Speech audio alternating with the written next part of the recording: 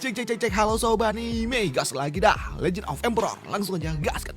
Mereview sedikit dari part sebelumnya, saat ini Kaisar dia sempat diserang oleh dayang-dayang yang datang entah dari mana. Dan di sini, dengan kemampuan yang dimiliki oleh Kaisar, dengan cukup mudah dia dapat menghentikan mereka, para dayang-dayang assassin yang datang dikirim untuk dapat menyerang dirinya. Namun di sini Kaisar yang tahu kalau ternyata mereka berasal dari kelompok yang pernah ia singkirkan 10 tahun lalu, membuat Kaisar dia pun pergi menuju sebuah penjara yang ada di ibu kota, tempat di mana raja atau pimpinan bagi mereka para dayang-dayang ini ditangkap dan juga ditahan. Dan di sini Kaisar ketika dia membuka salah satu sel, dia melihat muncul sosok makhluk yang menakutkan bagi mereka para penjaga. Tapi dengan sedikit tekanan yang ia lepaskan membuat makhluk yang baru saja keluar dia langsung hilang. Dan ternyata itu hanyalah sebuah asap dan juga ilusi yang dimiliki oleh sosok pria tua yang ada di dalam sana. Dan ketika Kaisar dan juga yang lainnya mereka pun masuk, mereka pun merasakan kalau aura dan juga aroma yang ada di tempat ini sungguh sangat menyedihkan. Dan untuk Kaisar dia juga meminta kepada pasukannya ataupun penjaga untuk menyerahkan wanita dayang yang sebelumnya kepada orang tua itu dan mengatakan kalau itu adalah putri yang dimiliki oleh orang tua itu, yang membuat orang tua ini dia pun bangkit. Dan ketika dia melihatnya dia langsung histeris ketika dia mendapatkan putrinya dalam kondisi yang seperti ini. Tapi melihat ekspresi yang ditunjukkan oleh orang tua itu membuat selir ini dapat bertanya kepada Kaisar apakah betul assassin ini adalah putri dari orang tua itu. Ucap dari selir ini yang membuat Kaisar dia pun mengatakan sebenarnya tidak.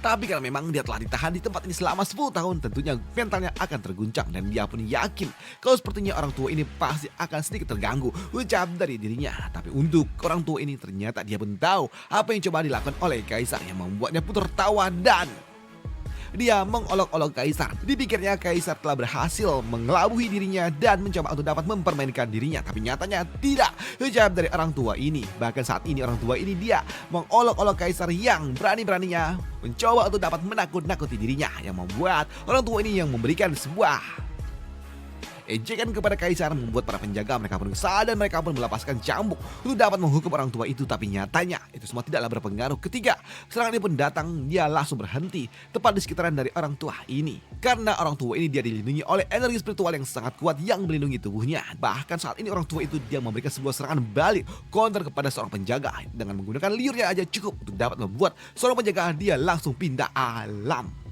Namun melihat kemampuan yang dimiliki oleh orang tua itu membuat selir ini dia cukup kagum. Bahkan setelah orang tua itu tulang belikatnya dikunci oleh Kaisar. Bahkan di sini selir ini dia juga menawarkan sebuah kerjasama untuk orang tua itu jika saja dia bersedia mengabdi kepada Kaisar maka dia akan memberikan apapun yang diminta oleh orang tua itu. Tapi untuk orang tua ini dia alih-alih dia nurut dia justru kembali mengejek mereka semua, di mana dia mengatakan jika saja selir ini mau melayani dirinya dan juga Kaisar mau berlutut di bawah kakinya mungkin aja dia akan melakukan.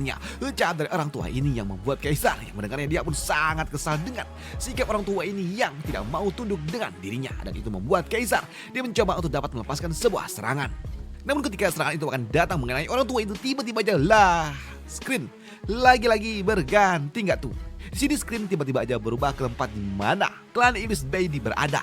Dan ternyata mereka tinggal di sebuah wilayah yang ada di selatan dan mereka tinggal di dalam sebuah kaldera ataupun ya gunung berapi yang tengah-tengahnya ada danau, tengah-tengahnya ada pulau yang mirip-mirip sama Danau Toba lah, Pulau Samosir. Wah, di tengah-tengahnya mereka membangun sebuah istana dan ternyata di dalam istana itu terdapat seorang ratu yang duduk sedang memerintah dan dia mendapatkan sebuah informasi yang diberikan oleh dayang yang sebelumnya telah berhasil lolos dari incaran para penjaga. Di sini dayang ini dia pun menceritakan semua apa yang telah terjadi di istana Raja Zuo yang membuat pimpinan atau Ratu Ibis Baby dia pun mengatakan kalau sepertinya sosok yang bernama Jiva dapat mereka gunakan untuk dapat menghancurkan keberuntungan yang dimiliki oleh Raja Zuo, yang membuat ratu ini memiliki sebuah rencana untuk dapat menyingkirkan Jiva. Tapi ketika dia ingin melakukannya dia pun dihentikan oleh penasehat militernya. Di sini penasehat militer dia meminta kepada ratu untuk tidak menyingkirkan Jiva, yang membuat tante ini dia pun bertanya apa maksud dari ini semua.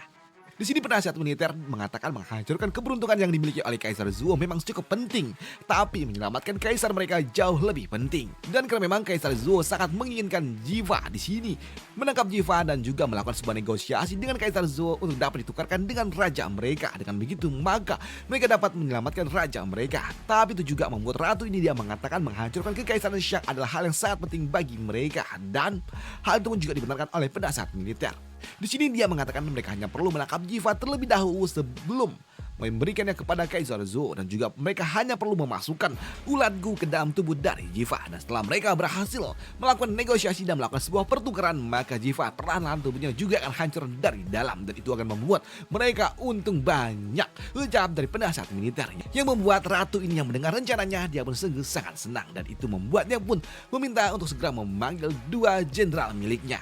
Sedangkan untuk Dayang yang sebelumnya, karena memang dia berhasil mendapatkan informasi yang cukup luar biasa walaupun gagal dalam menjalankan tugas, di sini ratu dia akan memberikan hadiah dan juga kompensasi serta ampunan bagi mereka walaupun memang telah gagal dalam menjalankan tugasnya.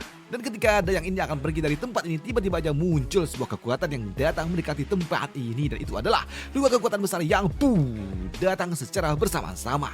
Yang membuat ratu ini dia pun tahu kalau itu memang adalah dua jenderal miliknya yang memang tidak akur satu sama lain. Yang membuat penasihat militer dia pun meminta kepada mereka untuk segera pergi menuju kota Shiki dan pergi tangkap putra dari Adipati Jijang, yaitu Jiva, ucap dari penasihat militer. Yang membuat salah satu jenderal dia pun bertanya kenapa mereka melakukannya, padahal mereka tidak memiliki dendam dengan Adipati Jijang. Dan dengan menangkap Jiva itu hanya akan membuat permusuhan bagi mereka dengan Adipati Jijang yang memang dikenal cukup kuat, ucap dari jenderal ini. Tapi untuk penasihat militer dia pun mulai menjelaskan situasinya dari awal hingga akhir, yang membuat di sini jenderal yang lainnya dia pun tertawa, dan dia mengatakan kalau sepertinya rekannya ini takut untuk dapat berhadapan dengan Adipati Jijang. Dan jika kau takut dengan Adipati Jijang, bagaimana mungkin kau bisa menghadapi kekaisaran Shang, ucap dari orang ini. Yang membuat rekannya yang mendengarnya dia pun kesal dengan sosok pria yang ada di sebelahnya yang ternyata sok kuat, padahal tidak memiliki kemampuan untuk dapat menghadapi sosok yang kuat, ucap dari orang tua ini. Yang membuat rekannya si rambut biru justru malah dia mengejek balik. Karena sosok pria tua yang ada di depannya itu ternyata sebelumnya telah gagal dalam melindungi kaisar, dan saat ini masih saja ketakutan menghadapi sosok yang kuat, ucap dari dirinya. Yang membuat pria tua ini dia sangat kesal dengan apa yang diucapkan oleh sosok yang ada di depan sana, karena dia belum menghadapi sosok yang kuat. Dan itu juga membuat sosok rambut biru ini dia juga kesal dengan sikap yang ditunjukkan oleh si pria tua itu, yang membuat kini mereka kedua jenderal yang memang cukup kuat, mereka saling melepaskan kekuatan satu sama lain, yang membuat kini mereka berdua pun saling berbenturan satu sama lain yang memang cukup OP juga. Dan karena memang kekuatan mereka terlihat cukup seimbang, di sini ratu dia pun meminta kepada mereka untuk dapat berhenti dan jangan bertarung satu sama lain, karena mereka tidak ada gunanya berkelahi di tempat ini, ucap dari ratu. Yang membuat mereka berdua pun kini mulai mengalihkan serangan mereka yang sebelumnya yang ternyata cukup kuat. Di sini orang tua ini dia pun kesal, dan dia juga meminta kepada ratu untuk memberikan sebuah hukuman kepada sosok yang ada di depan sana yang telah berani-beraninya mengejek dirinya. Tapi untuk sosok pria biru ini dia pun mengatakan kalau sosok yang tidak kompeten tidak perlu menjadi pimpinan, ucap dari dirinya, dan dia tidak sudi berada di bawah kendali perintah dari sosok yang tidak kompeten, ucap dari dirinya. Bahkan saat ini dia juga memberikan sebuah kompetisi bagaimana jika mereka menjalankan tugas yang diberikan oleh ratu untuk dapat menangkap Jiva, dan siapapun yang pertama kali berhasil menangkap Jiva maka mereka adalah pimpinan sejati, ucap dari sosok biru itu yang disetujui oleh rekannya itu. Nabi melihat perselisihan di antara mereka berdua membuat penasihat militer dia pun meminta kepada mereka untuk jangan saling berkelahi satu sama lain, karena saat ini mereka sedang menghadapi musuh yang kuat, dan keharmonisan adalah hal yang mutlak, ucap dari penasihat militer. Tapi di sini untuk ratu dia memiliki pandangannya sendiri. Dia mengatakan kalau kedua jenderalnya ini bagaikan api dan juga air, dan jika memaksa mereka untuk dapat bekerja sama itu hanya akan membuat mereka saling mengacaukan satu sama lain, dan lebih baik biarkanlah mereka bersaing satu sama lain, ucap dari ratu. Yang membuat di sini kedua jenderal mereka pun paham akan situasinya, dan mereka pun setuju dengan rencana yang diberikan oleh ratu. Tapi di sini untuk ratu dia sepertinya memiliki rencananya sendiri bersama dengan pria biru ini. Karena benar saja pada malam harinya di sini ratu di ruangannya dia pun didatangi oleh si rambut biru. Dan di sini untuk rambut biru dia akan memberikan sebuah pelayanan ekstra untuk sang ratu, dan tentunya pelayanannya juga bukan main-main. Ya memang awalnya cuman ya biasa aja, cuit ya, ujung-ujungnya ya encrot juga. Sedangkan di sudut lainnya, saat ini untuk Raja Siluman dia pun mendapatkan sebuah pesan yang dikirimkan oleh Kaisar, membuatnya pun bingung bagaimana mungkin Jiva dia masih hidup. Di sini Raja Siluman dia mendapatkan sebuah tugas yang diberikan oleh Kaisar untuk mengawal Jiva ke ibu kota, karena saat ini Kaisar dia memanggil Jiva dan tidak boleh membiarkan Jiva dia terluka sedikit pun, yang tentunya membuat mereka para pasukannya dia pun bingung bagaimana mungkin hal ini dapat terjadi, karena sebelumnya mereka mendapatkan tugas untuk dapat menyingkirkan Jiva, dan saat ini mereka mendapatkan tugas untuk dapat melindungi Jiva, dan itu juga membuat mereka pun bingung bagaimana mereka harus bekerja. Tapi untuk Raja Siluman dia nggak peduli dengan ini semua karena memang ini adalah tugas yang diberikan oleh Kaisar, jadi mereka tetap akan melakukannya. Dan sekarang sudah perginya dan selidiki keberadaan dari Jiwa, ucap dari Raja Siluman. Sedangkan untuk Jiwa sendiri, dia saat ini sedang mendapatkan terapi dari senior Yuzi. Dan di sini untuk senior Yuzi, dia telah melakukannya selama 49 hari dan itu juga menguras 30 tahun energi kultivasi yang ia miliki. Dan itu tentunya membuat sendiri Yuzi yang tidak ada beristirahat satu hari pun membuatnya sungguh sangat kelelahan. Tapi dia juga mengatakan kalau dia telah melakukan semuanya untuk Jiva dan dia meminta kepada Jiva untuk coba bangun karena dia harusnya sudah pulih. Ucap dari senior Yuzi yang membuat Jiva tentunya dia sungguh sangat senang ketika dia membuka perbannya, membuat tubuhnya langsung keker. Ya, keker karena dia telah mendapatkan rekonstruksi ulang yang membuat senior Yuzi yang melihatnya dia pun senang pada akhirnya usaha yang ia lakukan terbayar dengan lunas. Ucap dari dirinya. Dan untuk Jiva tentunya dia sangat senang dan juga terharu akan kondisinya dan dia pun mengatakan kalau dia tidak akan pernah mengecewakan harapan yang dimiliki oleh orang tuanya. Dan dia juga tentunya mengucapkan terima kasih kepada senior Yuzi. Namun di sini untuk senior Yuzi dia meminta kepada Jiva jangan terharu dan jangan termehek-mehek. Tapi sebelum melakukannya, di sini senior Yuzi dia meminta kepada Jiva untuk dapat berlutut dan juga mengucapkan terima kasihnya kepada langit yang telah membantu mereka dan berjanji kelak akan membela rakyat dan juga memperlakukan rakyat dengan baik. Ucap dari senior Yuzi yang membuat Jiva dan juga senior Yuzi mereka pun berlutut di depan dari langit setelah berkah yang didapatkan oleh surga. Setelah berkah yang didapatkan oleh Jiva.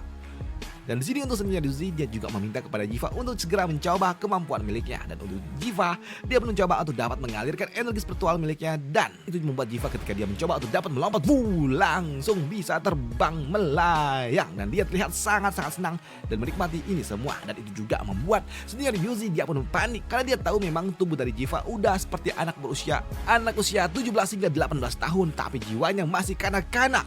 Yang tentunya ini berbahaya untuk Jiva. Dan benar saja Jiva dia tidak bisa mengendalikan tubuhnya dan itu membuat Jiva dia pun jatuh dong nyungsep dari atas air terjun. Dan untuk Jiva dia juga menghantam dengan sangat keras yang membuat senior Yuzi dia pun panik dan dia langsung coba untuk dapat turun menyelamatkan Jiva. Tapi ketika dia turun ke bawah sana dia melihat kalau ternyata Jiva dia menghilang, gak ada. Dan itu membuat senior Yuzi dia pun berpikir apakah Jiva dia jatuh dan juga hancurkah serta tubuhnya terseret dengan arus yang ada di bawah sini, pikir dari dirinya. Dan jika itu benar lantas usaha dia selama 49 hari sia-sia dong, ucap dari senior Yuzi yang panik. Dan bagaimana kondisi dari Jiva akan dibahas di part lanjutannya aja. Sampai jumpa di video selanjutnya untuk Jiva. Bye, thank you.